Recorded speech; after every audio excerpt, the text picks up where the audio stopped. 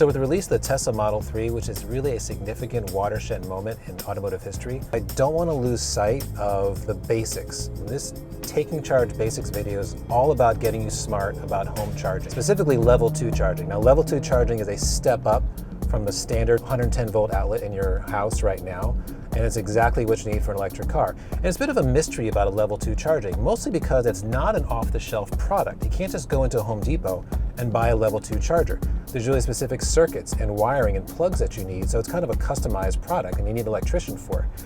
But if you know a couple things that I'm going to tell you in this video, you're going to sound smart about and be ready for it. So level 2 charging. First of all, if you get a 100% electric car, like a Tesla or a Bolt, you absolutely need a dedicated plug for that car. Plug-in hybrid electric vehicles, yes, you can get away with a regular plug, but because the battery is so much bigger for a 100% electric car, you need a fast charger. Your standard outlet, 110 volts, that'll give you about 3 miles of charge per hour. That's not enough. A level 2 charger will give you 30 miles per hour. So overnight, even if you're empty, which you'll never be with an electric car, you can get 240 miles of charge. So you'll have a full tank of electrons in the morning, just like with your cell phone. You want to plug it in at night, and in the morning you have a full charge for the entire day's use. Same with an electric car. You need a level 2 charger. By the way, there's such a thing as a level 3 charger. That's like a Tesla supercharger and some others, and that will fill your electric car in about an hour, which is super fast.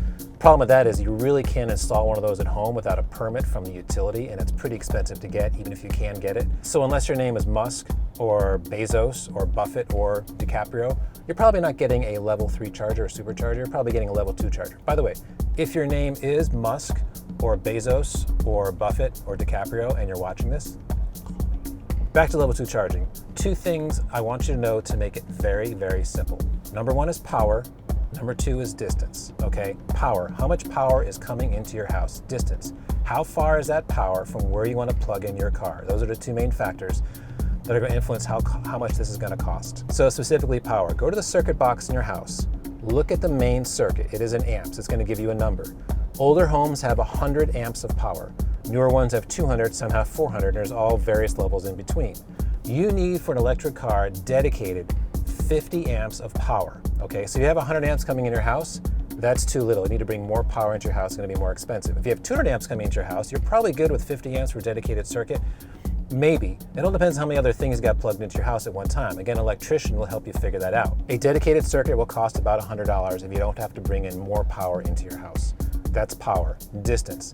The distance from that box where the power is coming in to where you want to plug it in, probably your garage, is going to cost money. Roughly $10 a foot here in Los Angeles. And that's because you want to wire this properly with the proper insulated wires and things like that. You want to do this right. So let's say you're 20 feet from the circuit box to the garage you want to plug it in. That's roughly another $200 you've got to get. Those are your 2 main things, power and how far that is away from where you want to plug in your car. Now, if you have a Tesla, all you need to do is put a plug at the end of that circuit and you're done. A NEMA 1450 is the standard name for that plug. That's because the Tesla power cord that comes with the car will plug right into that NEMA 1450 at the end of the circuit you just made, and you're done. If you don't have a Tesla, you need something called an inverter. It will invert the AC power that comes into your house and turn it into DC power, which is what your car batteries need. Teslas have the inverters built into the car. Everyone else needs to buy one. An inverter is what some people call a charger. It's what you see at the auto dealerships with electric cars, is what you see at ChargePoint and other charging stations. People call that a charger. It's an inverter. And inverters cost about $300 and up. And there's a lot of them you could buy. Go to Amazon, check the ratings, see what you want. There's a couple bells and whistles you can pick from. Some have Wi-Fi, so you can actually control your charging from a smartphone app.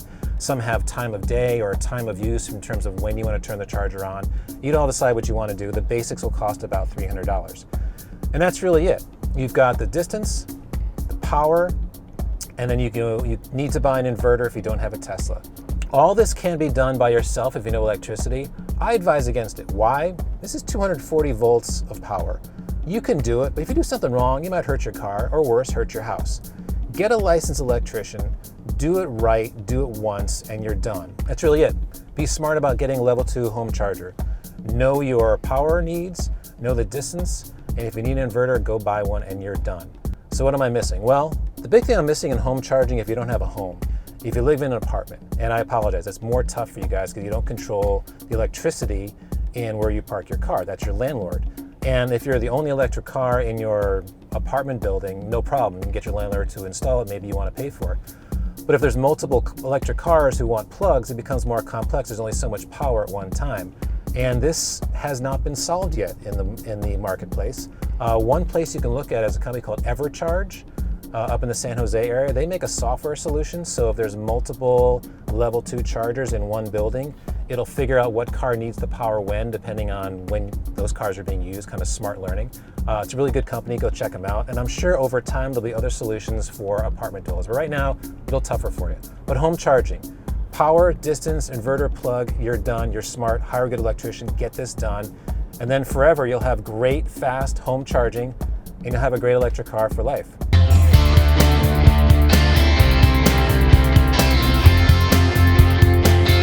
By the way, on a future video, we're going to have Nick from the Electric Connection here in Los Angeles. Super smart guy, installed tons of electric car plugs, has done all the wiring circuits. He knows his stuff really, really well. He's going to be sitting in that seat over there, and we're going to do an interview here, and he'll answer your questions. So if you have questions you want to give him now, go to takingchargeev@gmail.com, submit them.